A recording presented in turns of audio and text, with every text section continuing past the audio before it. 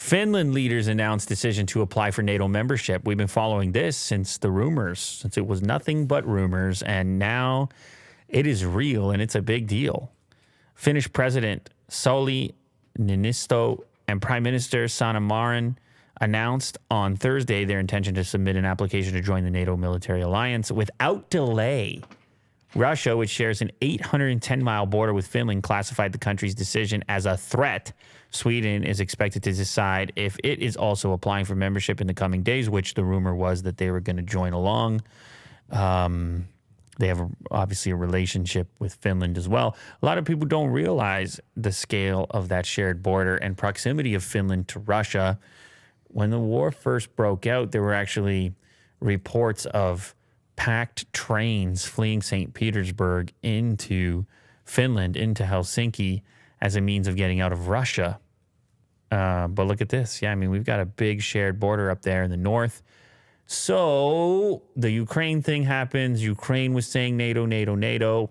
Finland, who had been neutral historically forever, all of a sudden wants to expedite the NATO process because they're like, well, we share a border. I don't know. Are we a threat? When will we be deemed a threat? Is this a risk for us? So apparently the public liked the idea, according to some of the polls that were posted in some of these articles, and they were moving to expedite the process as quickly as possible. Now, from the NATO front, they didn't mind. NATO was like, you want in? You want into NATO right now? They're like, we'll have you. Mm-hmm. Because there was a big NATO conversation and proximity, right? NATO means the possibility of extending your defenses, essentially. And it was part of the whole beef over there in Ukraine. They're saying, if you don't stay neutral, we're coming, because that brings NATO's border closer to our border. Yeah. And I guess Finland is possibly avoiding that same ultimatum by getting out ahead of it. And that's what I always wondered, is what if you just do it in advance? What if you just join NATO? Because now if Finland gets this document signed, then a bomb in Finland is a bomb on NATO instantly.